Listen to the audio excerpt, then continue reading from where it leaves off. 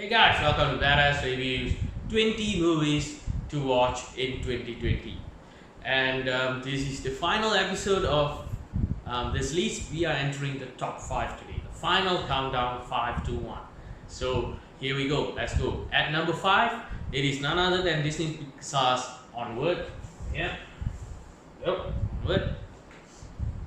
And it sees Chris Pratt and Tom Holland as brothers on a magical journey to find the top half of their father, and along the way, the things they learn and what happens forms the rest of the movie. It is releasing in March, and so I think by the time that this video releases, I might have watched it. So do look out for the review of the film itself. And so I do think that it is pretty high up on the list for an animation film, but I'm a huge fan of Pixar's original movies. They always have that perfect balance, I think, between excellent humor and a lot of onion-cutting scenes. They're really good at that, and that's why I feel that Onward deserves a place in my top 5. So Onward is at number 5. Alright, moving on. At number 4, it is a film that I have personally been waiting for 13 years. It is none other than The Many Saints of Newark. Many Saints of Newark.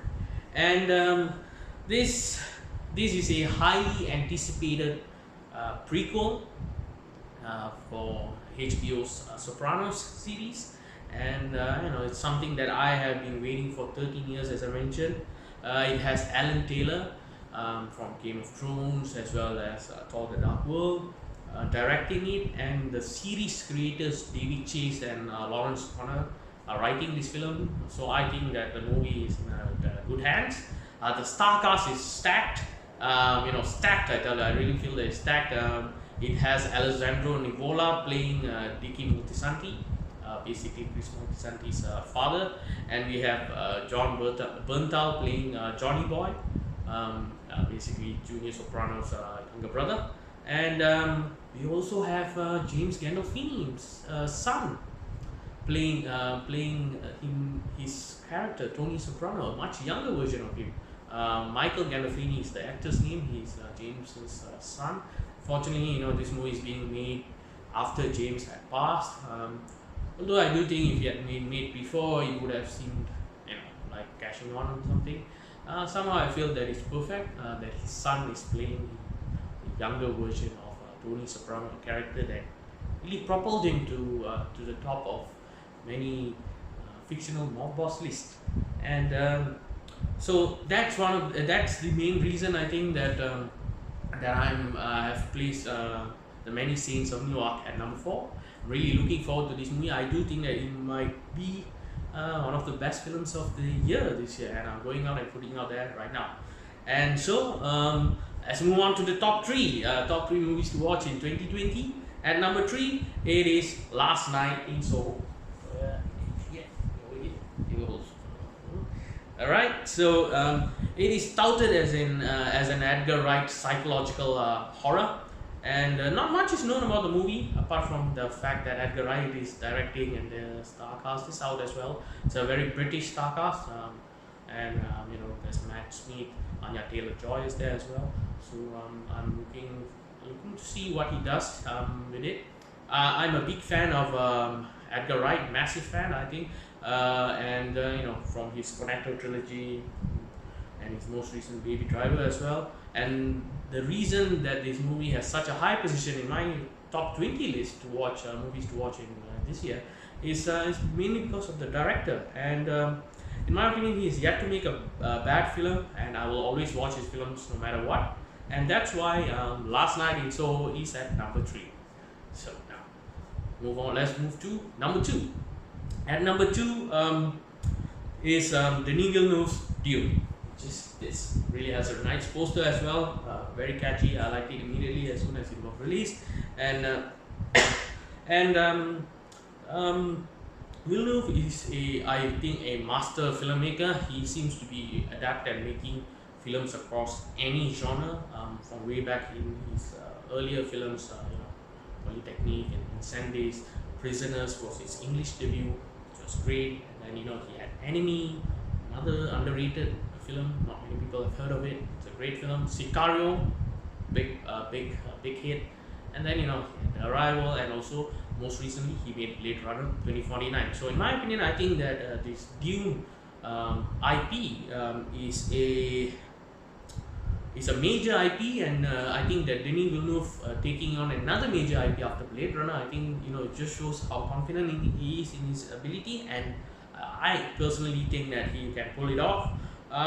Because if there's one person who can do something with Frank Herbert's original, which is what Dune is based on, it's a novel based on a novel, I think it is none other than Denis Villeneuve.